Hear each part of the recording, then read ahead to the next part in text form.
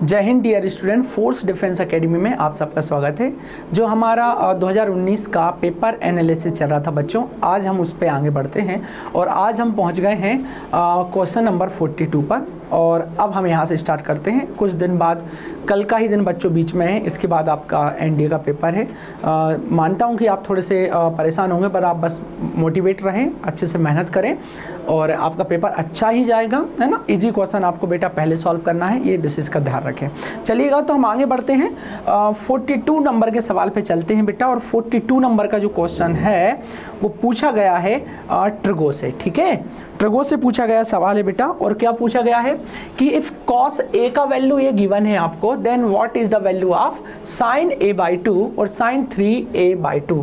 मैं आशा करता हूं आप हमेशा इस बात का ध्यान रखेंगे बेटा कि अगर कभी ऑप्शन में इस तरीके से cos a दिया है तो आप ये जो जिसका भी वैल्यू पूछा गया है इसको आप cos a की टर्म में बदल लीजिए। तो जैसे कि बेटा यहाँ लिखा है sin और यहाँ लिखा है आपका a/2 sin a/2 और इधर लिखा है बेटा sin 3a/2। अगर ये लिखा है तो इसको आपको सॉल्व करना है।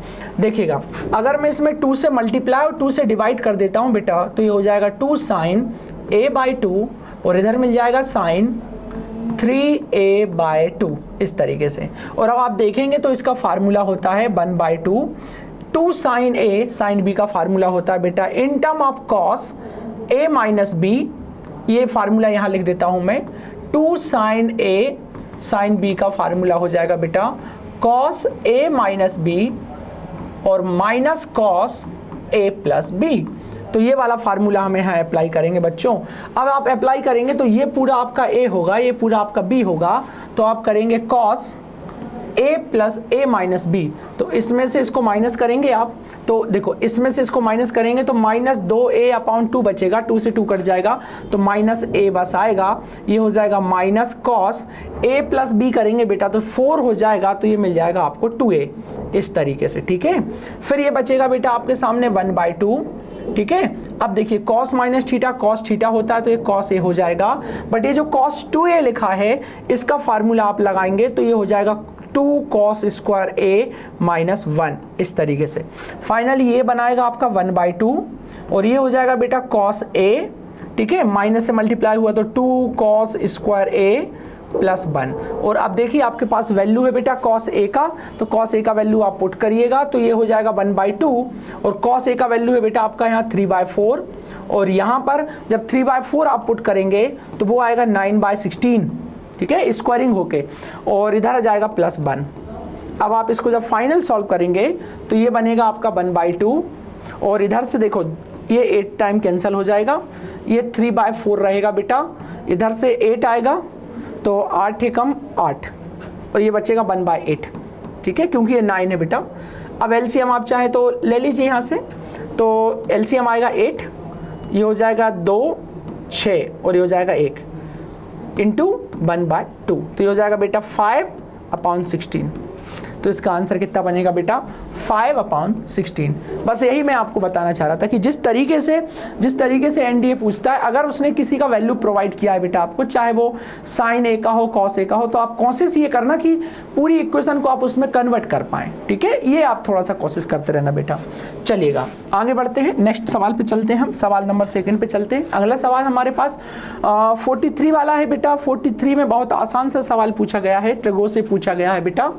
क्या पूछा गया है देखिएगा, what is the value of tan 75। ये लिखा है बेटा कितना, tan 75 डिग्री और यहाँ लिखा है cot 75 डिग्री। आप इसको लिख सकते हो बेटा tan 19 माइनस 15। ठीक है, और इसको भी लिख सकते हो बेटा आप cot 19 माइनस 15।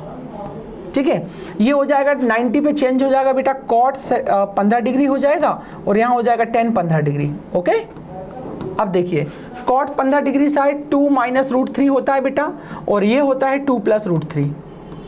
ये कैंसिल हो जाएगा तो आंसर आ जाएगा 4, क्योंकि cot 15 tan 15 का वैल्यू सबको याद होता है। 75 और cot 75 का भी वैल्यू याद होता है बेटा, पर ठीक है हमने थोड़ा सा कैलकुलेट कर लिया, ये भी आप कर सकते हैं। चलिएगा 43 से चलते हैं हम। 44 की तरह बेटा।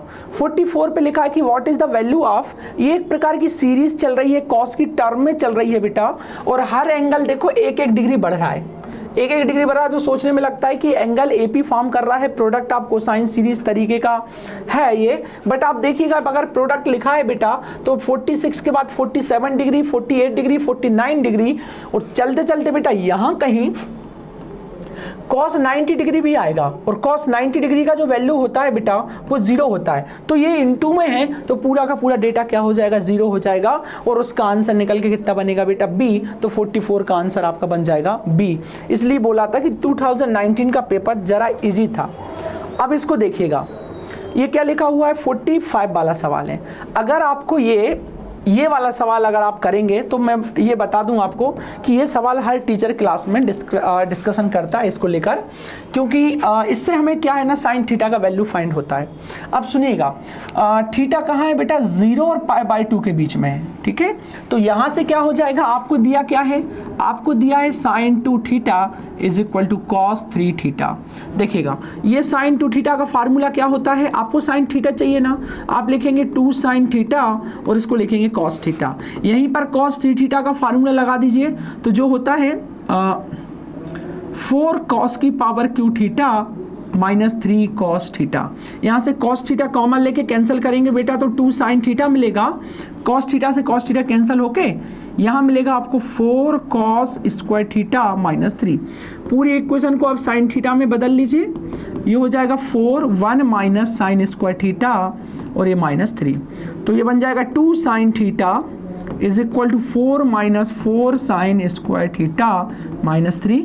ये बन जाएगा बेटा आपका 4 साइन स्क्वायर थीटा और ये हो जाएगा प्लस 2 साइन थीटा, और बेटा ये हो जाएगा 4 1 तो इधर आके माइनस 1 इक्वल टू 0।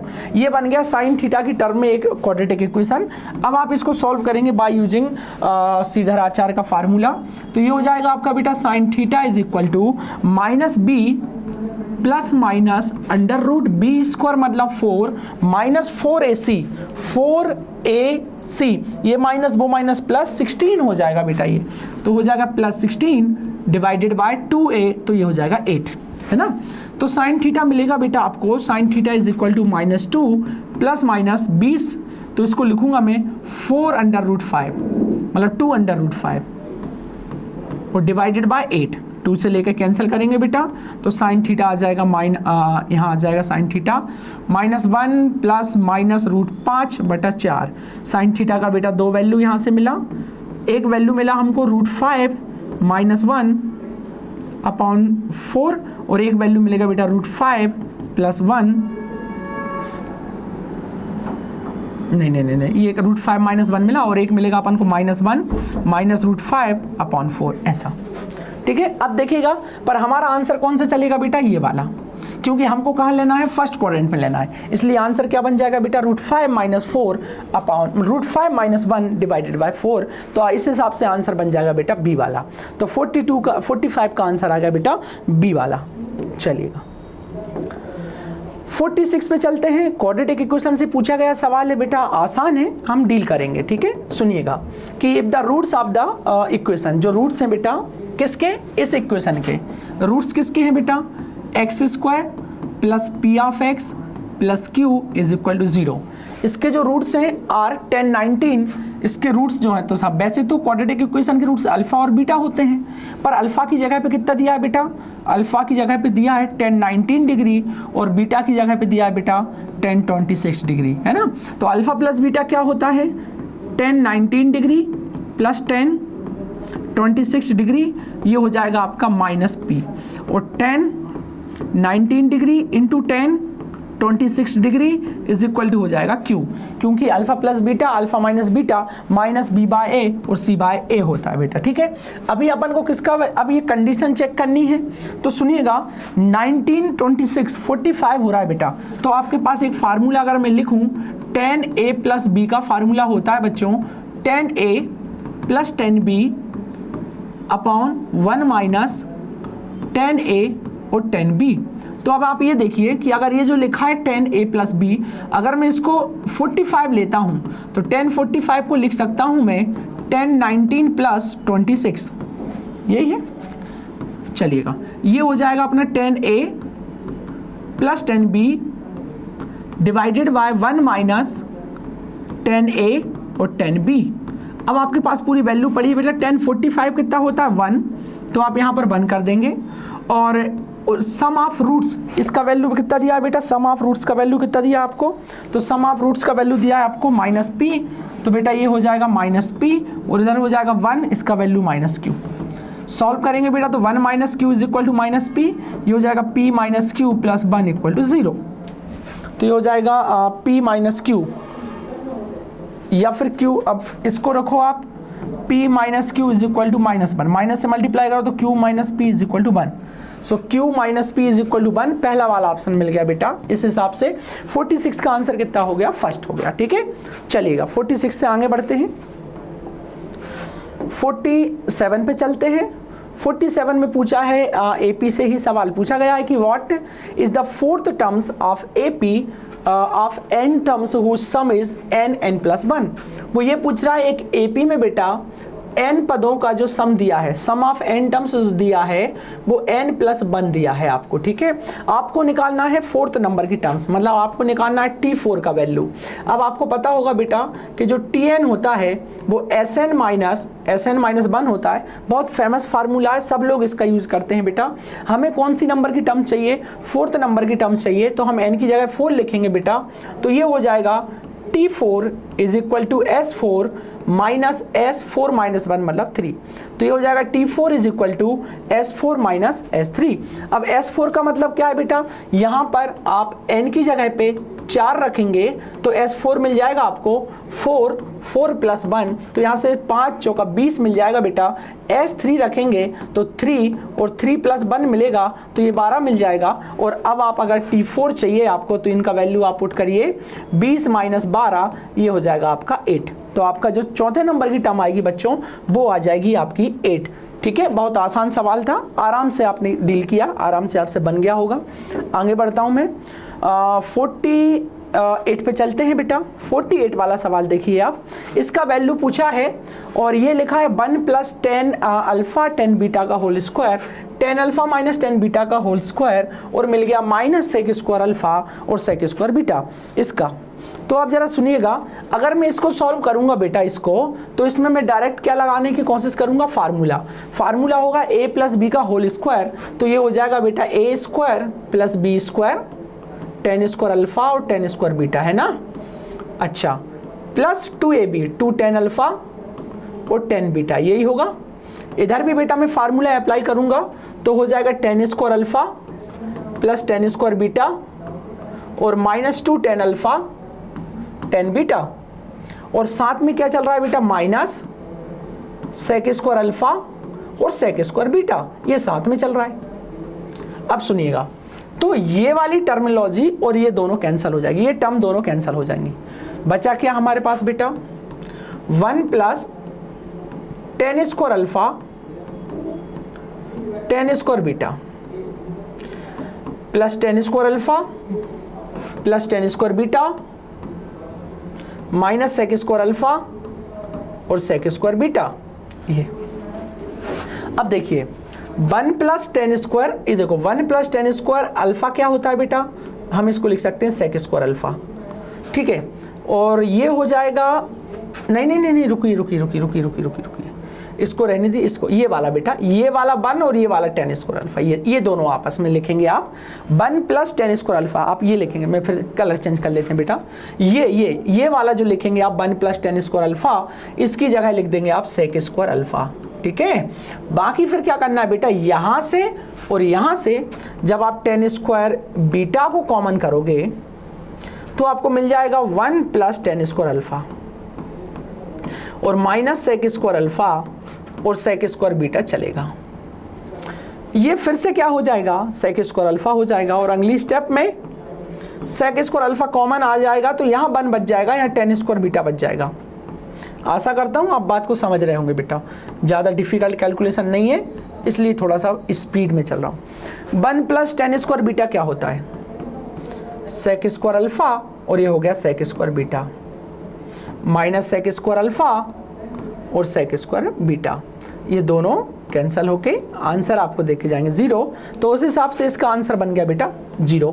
पहला वाला आंसर करेक्ट हो गया अपना 48 का। चलिएगा आगे बढ़ता हूं मैं। 48 के बाद हम चलते हैं 49 पे। क्या पूछा गया है कि if p cosec theta minus cot theta, क्या पूछा है कि p बराबर कितना लिखा है बेटा, p बराबर लिखा है cosec theta minus cot theta, और यहां लिखा है q बराबर क्या, cosec theta plus cot theta का इनवर्स। अब आपको बताना है कि which of the following is correct. तो ये वाला करेक्ट होगा, p बराबर q।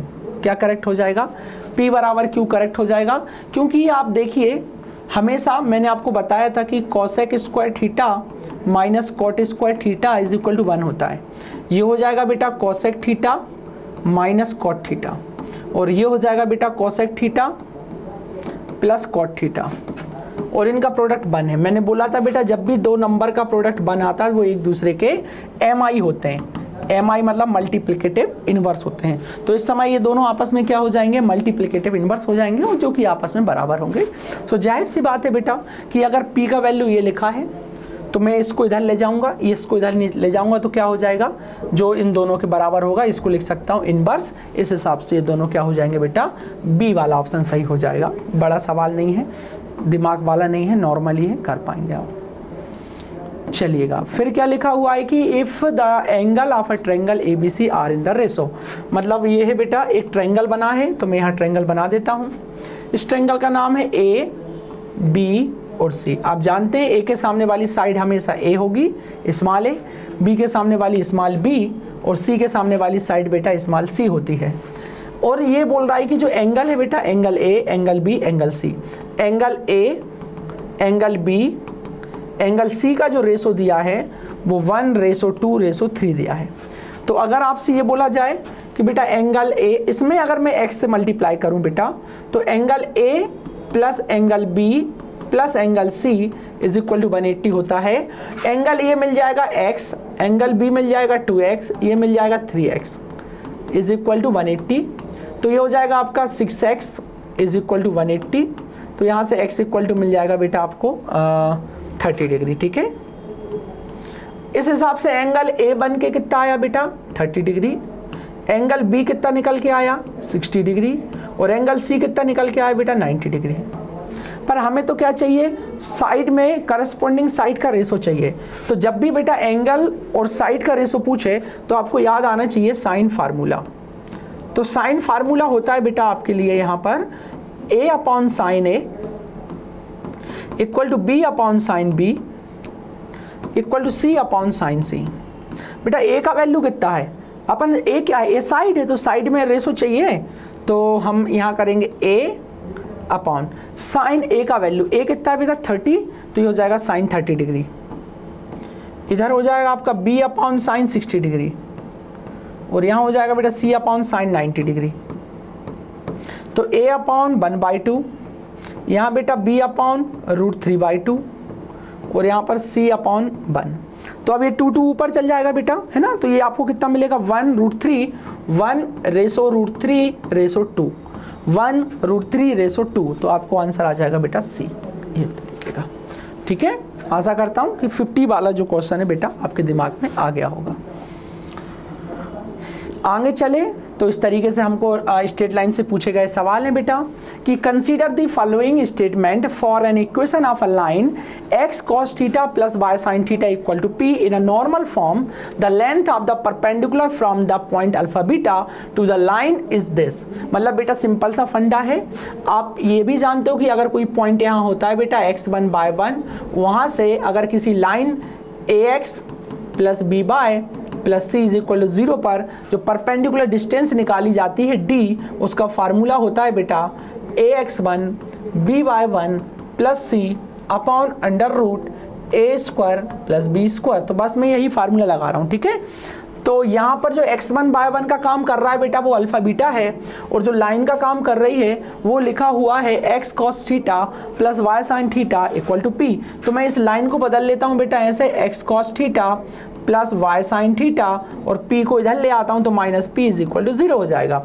और जो x1 का काम कर रहा है बेटा वो अल्फा है, जो y1 का काम कर रहा है वो बीटा है। तो ये डिस्टेंस निकालने के लिए ये फार्मूला जब मैं अप्लाई करूँगा तो ax1 मतलब यहाँ रखूँगा बेटा x1 की जगह पे कितना अल्फ़ा, तो हो जाएगा alpha cos theta plus beta sine theta minus p divided by under root cos square theta plus sine square theta, इस फार्मूले का यूज़ करके। तो आंसर बनेगा distance d is equal to mod फिर रहेगा अल्फ़ा कॉस थीटा और plus beta sine theta और ये हो जाएगा माइनस p, इस तरीके से, ठीक है। जबकि यहाँ क्या दिया बेटा प्लस p दिया, तो ये वाला स्टेटमेंट गलत हो गया क्योंकि माइनस p आना चाहिए था। फिर देखते हैं आगे, दूसरा सवाल भी बिल्कुल वैसा ही है। दूसरा जो पॉइंट लिखा हुआ है उसने जो दूसरा पूछा है वो भी परपेंडिकुलर डिस्टेंस ही निकलवा रहा है बेटा। x upon a plus y upon b is equal to 1 पे पॉइंट अल्फा बीटा से परपेंडिकुलर डिस्टेंस पूछ रहा है, तो वही फार्मूला डी वाला लगेगा बेटा। ये हो जाएगा आपका alpha upon A plus beta upon B minus 1 divided by under root A square मतलब 1 by A square plus 1 by B square.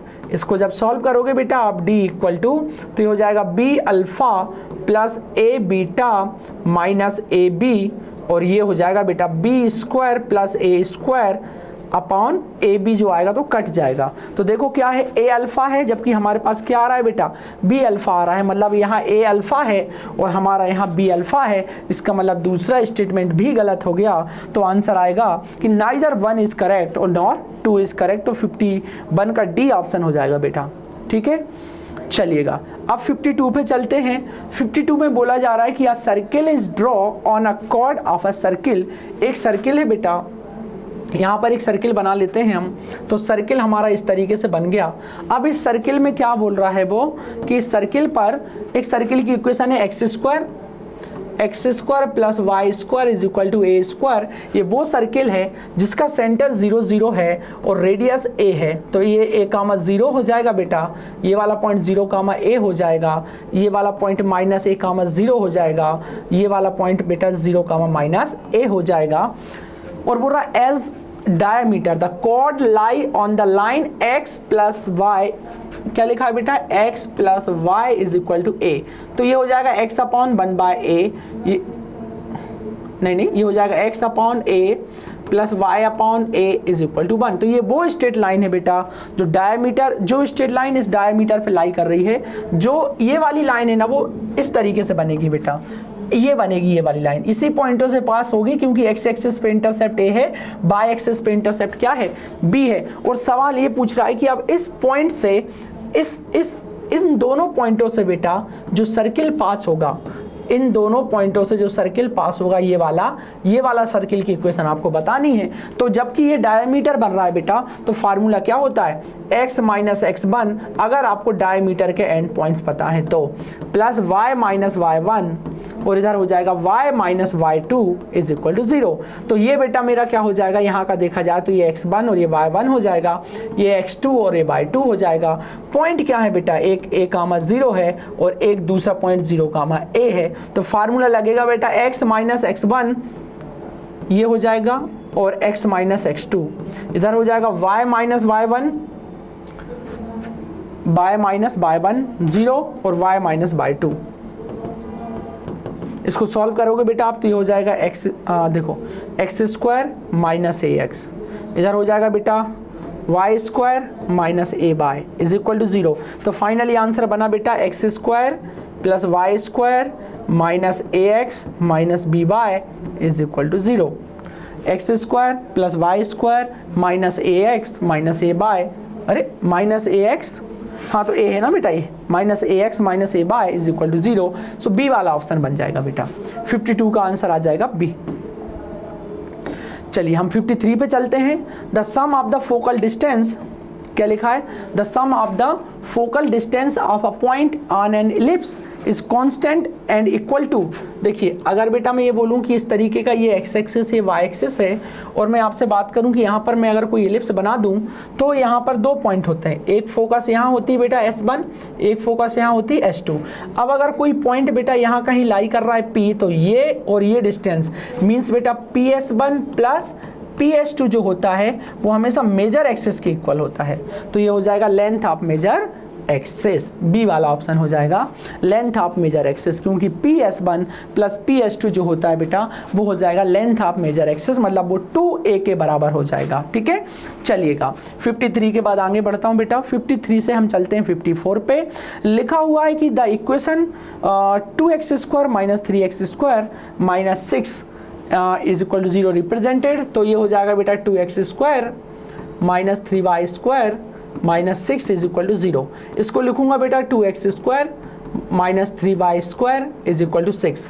अब पूरी इक्वेशन को 6 से डिवाइड करूंगा बेटा, तो ये हो जाएगा x² minus y² is equal to 1, और ये बन गई हमारी हाइपरबोला की इक्वेशन। इसलिए इसका आंसर आ जाएगा डी वाला, कि ये वाली जो इक्वेशन है वो किसको रिप्रेजेंट करती है, वो एक हाइपरबोला को रिप्रेजेंट करती है।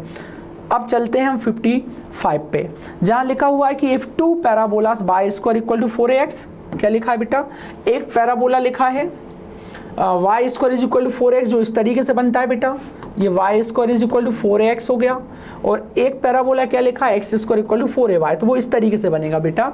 ये दोनों ओरिजिन पे एक दूसरे को इंटरसेक्ट करेंगे और एक इधर इंटरसेक्ट करेंगे, और इन दोनों पॉइंटों से बेटा एक लाइन पास हो जाएगी जिसका नाम y इक्वल टू x होगा, जो दोनों कर्वेचर को सेटिस्फाइड करेगी।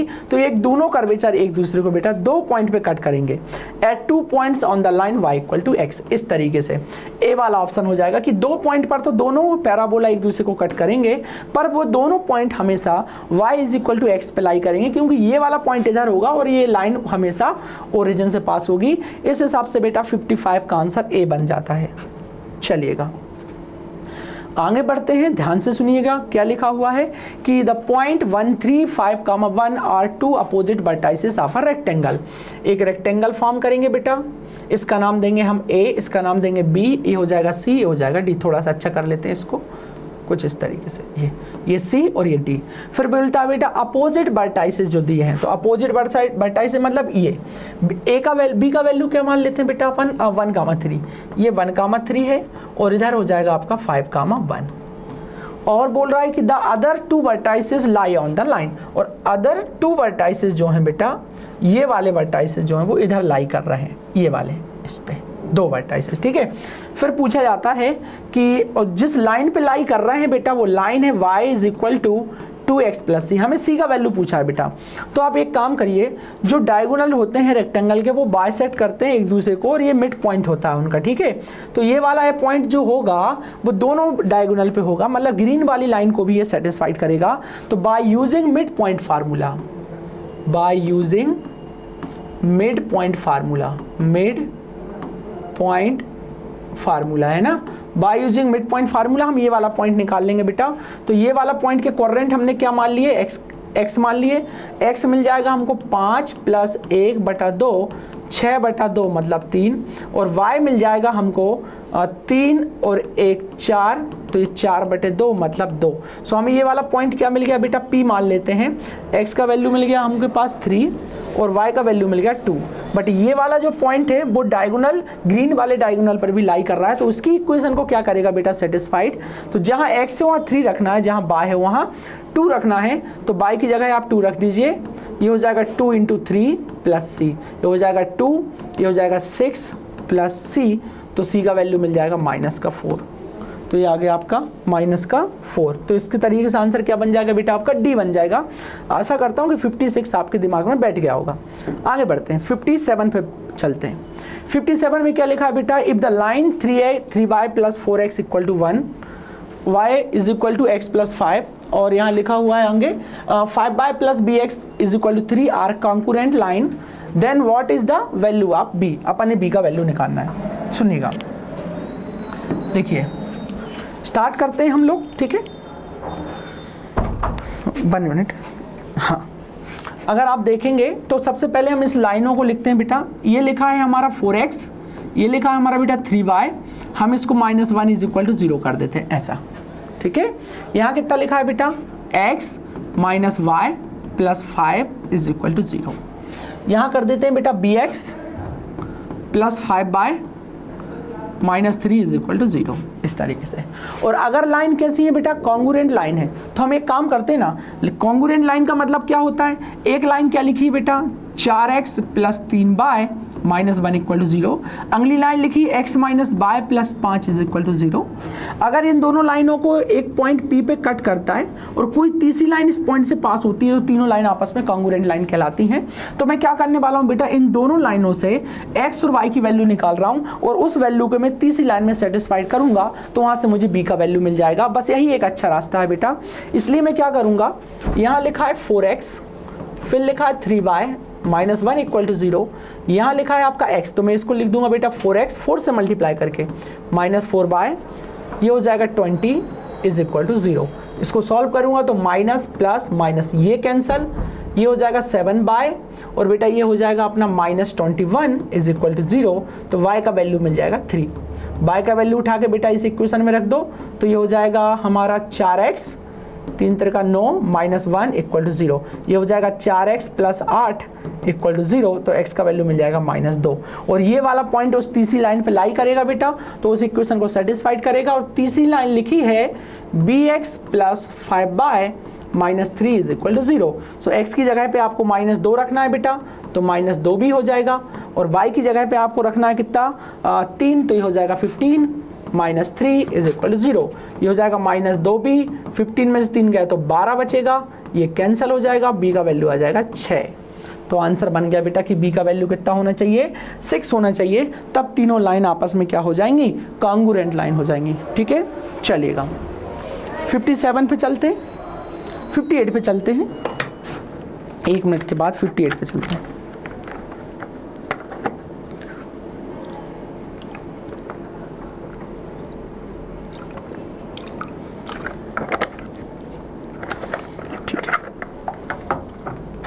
चलेगा आगे बढ़ते हैं बेटा, 58 पे चलते हैं। और 58 में बोल रहा है कि what is the equation of the straight line, ठीक है।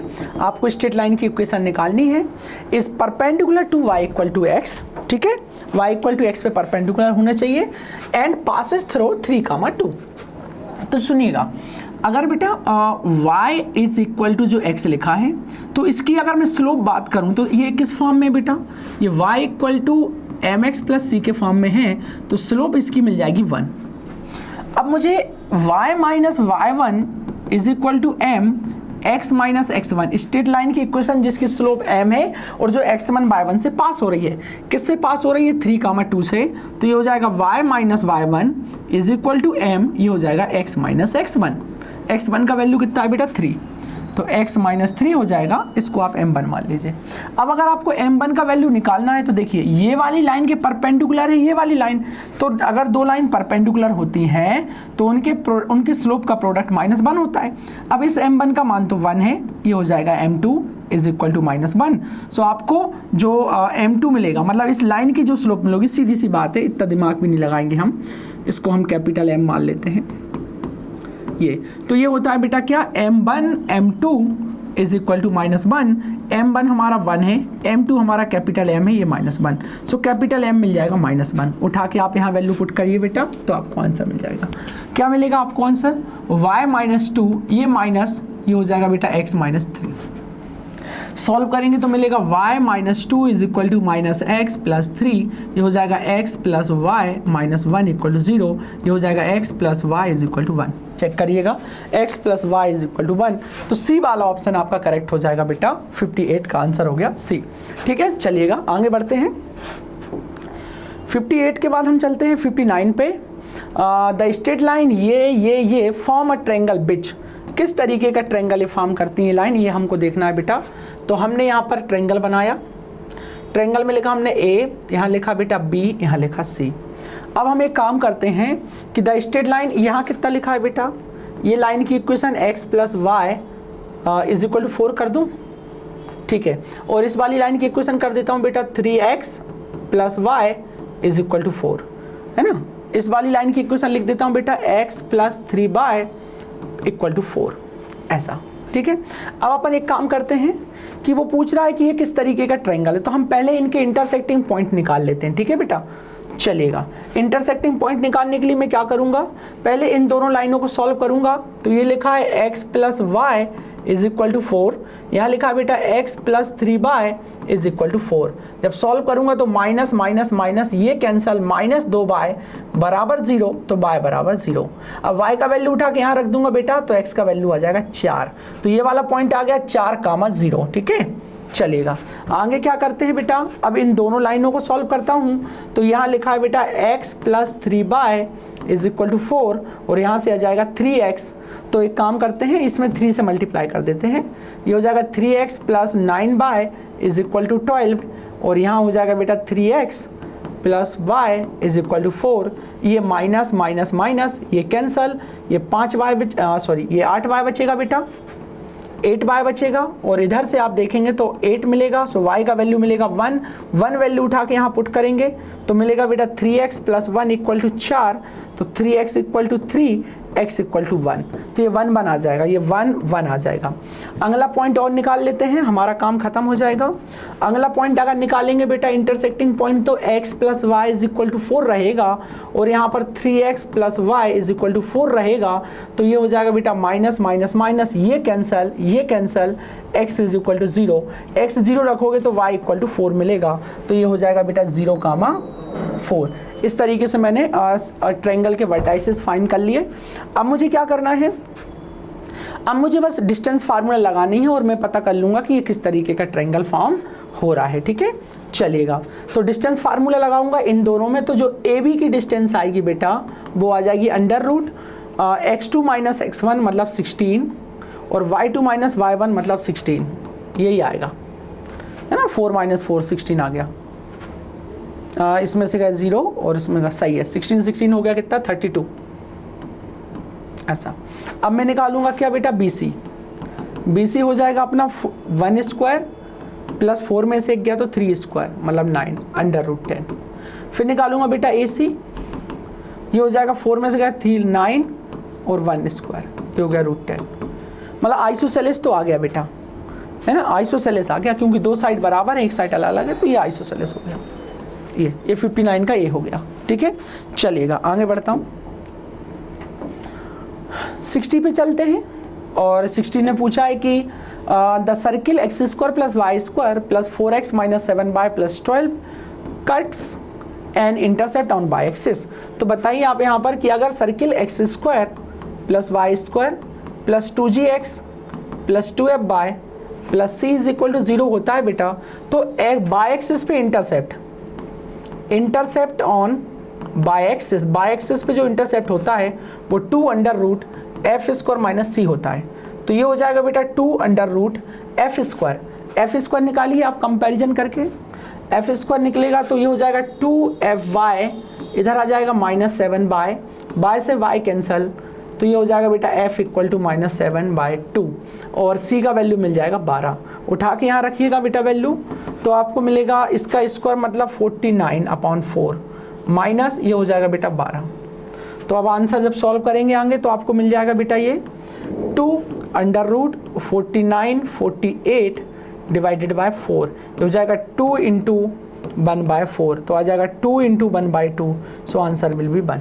तो इसका आंसर कितना आ जाएगा बेटा 1, कि बाई एक्सिस पे जो इंटरसेप्ट होगा वो हो जाएगा 1, ठीक है। 61 पे चलते हैं, क्या लिखा हुआ है बेटा, लिखा हुआ है कि the centroid of the triangle with vertices, एक ट्रायंगल है बेटा, हम यहाँ ट्रायंगल फॉर्म कर लेते हैं।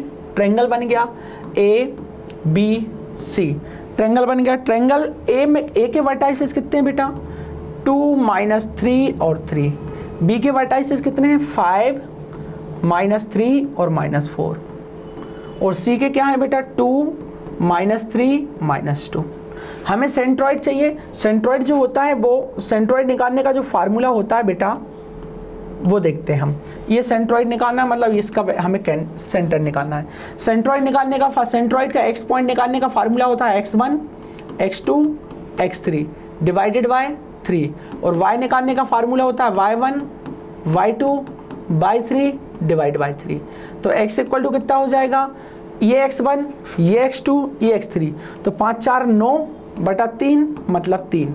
फिर y निकालूंगा बेटा, तो -3 -3 9, तो y बराबर हो जाएगा -9 बटा 3 मतलब -3। फिर 3 4 2 6, और 6 में से कितना गया बेटा 3, तो माइनस 4 और 2 6, 6 में से गया 3 तो -3, तो z इक्वल टू -3 बटा 3 इक्वल टू -1। तो आंसर आएगा 3 -3 -1, 3 -3 -1, बी वाला ऑप्शन हो जाएगा बेटा। क्या सही हो जाएगा आपका? बी वाला ऑप्शन सही हो जाएगा 61 का। फिर चलते हैं हम कहाँ पर बेटा, what is the radius of the sphere. अब एक स्फीयर की इक्वेशन दी है बेटा और रेडियस चाहिए, तो रेडियस जो होती है r वो होता है बेटा u² plus v² plus w² minus c, ये होती है रेडियस ऑफ द स्फीयर। अब आप इसकी कंपैरिजन करेंगे बेटा किससे, x² plus y² plus z² plus 2ux plus 2vy plus 2wz plus d is equal to 0, इसको डी लो, ठीक है इससे। तो अगर आप 2ux की कंपैरिजन करेंगे बेटा तो 2ux इक्वल टू मिल जाएगा आपको -6x, x कैंसिल, तो u का वैल्यू मिलेगा -3। वैसे ही आप 2vy का कंपेयर करेंगे 8y से, y से y कट जाएगा तो v इज इक्वल टू मिल जाएगा 4। वैसे ही आप कंपेयर करेंगे बेटा 2wz का किससे, -10z से, तो z से z कट जाएगा और w इक्वल टू मिल जाएगा -5। अब ये सारी, और d का वैल्यू कितना मिल गया बेटा 1। ये सारी वैल्यू आप इस फार्मूले में पुट करेंगे तो r इक्वल टू निकल के आएगा u² मतलब 9 प्लस v² मतलब 16, ये हो जाएगा 25, और -d मतलब -1, तो ये हो जाएगा बेटा r इज इक्वल टू √ 16 9 25 25 50 50 -1, तो r इज इक्वल टू मिल जाएगा 49, और ये हो जाएगा आपका 7। तो इसमें जो रेडियस आएगी बेटा इस स्फीयर की वो आ जाएगी आपकी 7, ठीक है चलेगा। फिर क्या लिखा हुआ है कि the equation of the plane, ठीक है लास्ट सवाल है, हम फिर बाद में करेंगे अगली क्लास में बेटा। चलिए देख लीजिए थोड़ा ध्यान से कि the equation of the plane passing through intersecting of the plane, ये और ये एंड द पॉइंट दिस। तो देखना बेटा अगर दो प्लेन है, इस तरीके की दो प्लेन की इक्वेशन अगर एक दूसरे को कट करती हैं तो उस प्लेन की इक्वेशन ऐसे लिखी जाती है बेटा, अगर इसकी प्लेन की इक्वेशन L1, अगर ये plane P1 is equal to 0 है और ये plane P2 is equal to 0 है, तो P1 plus lambda time P2 is equal to 0, ये उस प्लेन की इक्वेशन होती है जो इन दोनों प्लेन के इंटरसेक्टिंग पॉइंट से पास होता है। तो हम इन दोनों प्लेनों को क्या करेंगे बेटा, इस फार्मूले से 2x plus y plus 2z minus 9 plus lambda time P2 कितना हो जाएगा बेटा 4x माइनस 5y, और ये हो जाएगा -4z plus 1 is equal to 0, इस तरीके से हो जाएगा। और अब आपको क्या करना है बेटा, इसमें ये प्लेन की इक्वेशन आ गई, पर ये प्लेन किससे पास हो रही है 3 2 1 से, तो इसको सेटिस्फाइड करेगी। यहाँ जब आप 3 रखोगे बेटा x की जगह पे तो ये हो जाएगा 2 × 3 प्लस y की जगह पे 2 प्लस 2 × 1 माइनस 9, इधर हो जाएगा प्लस लेमडा, 4 की जगह पे आप रखें x की जगह पे 4 × 3 माइनस 5 × 2, और ये हो जाएगा 4 × 1 प्लस 1 इक्वल टू 0। इसको सॉल्व करेंगे बेटा तो 6 हो जाएगा प्लस 2 माइनस 9, और ये हो जाएगा बेटा लेमडा, ये हो जाएगा 12, ये हो जाएगा 10, ये हो जाएगा 4 प्लस 1 इक्वल टू 0।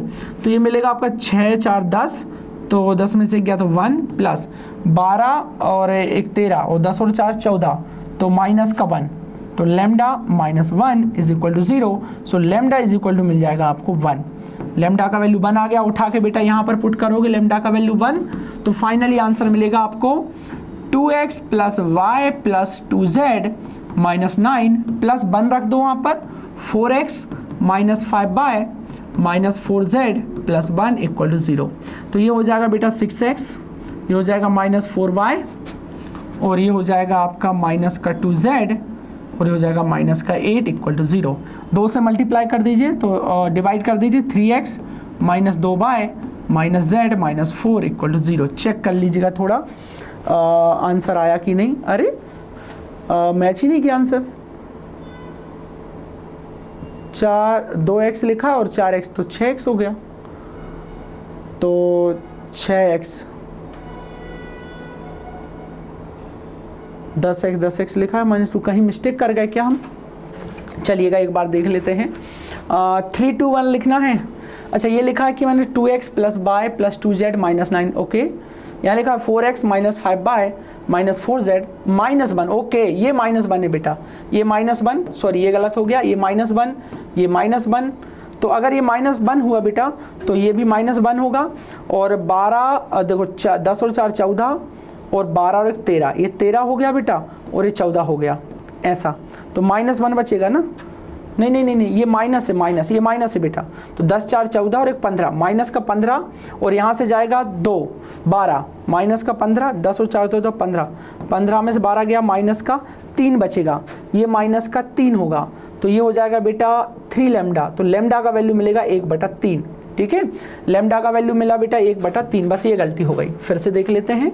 लैम्डा का वैल्यू 1/3 हो गया, उठा के पुट करिए बेटा।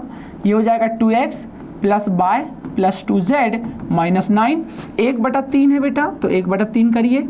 4x - 5y - 4z - 1 = 0, क्योंकि -1 होगा उधर आके।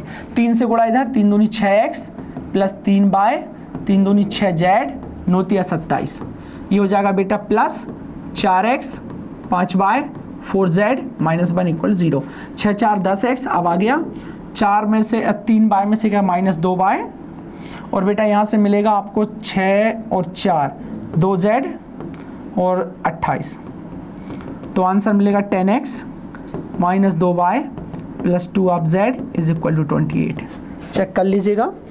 10x - 2y + 10z, 10x - 2y + 2z = 28। तो ए वाला ऑप्शन आपका करेक्ट हो जाएगा। और इस हिसाब से बेटा हमने 2019 के 63 क्वेश्चन करीब कंप्लीट कर लिए हैं। बाकी जो बचे क्वेश्चन हैं उसको हम नेक्स्ट वीडियो में आपके सामने फिर से लाएंगे। आशा करता हूं कि आपको चीज़ें समझ में आ रही होंगी बेटा। बहुत आसान सा पेपर है। अभी आप कोशिश करिए कि बेहतरीन आप पढ़ सकें और अपना इस एग्ज़ाम जो आने वाला है हमारा 16 अप्रैल को है, जो संडे को एग्ज़ाम है बेटा एनडीए, उसके लिए आपको ढेर सारी शुभकामनाएं। कोशिश करिएगा कि आप बेहतर कर पाएँ। जय Hind dear student, thank you so much.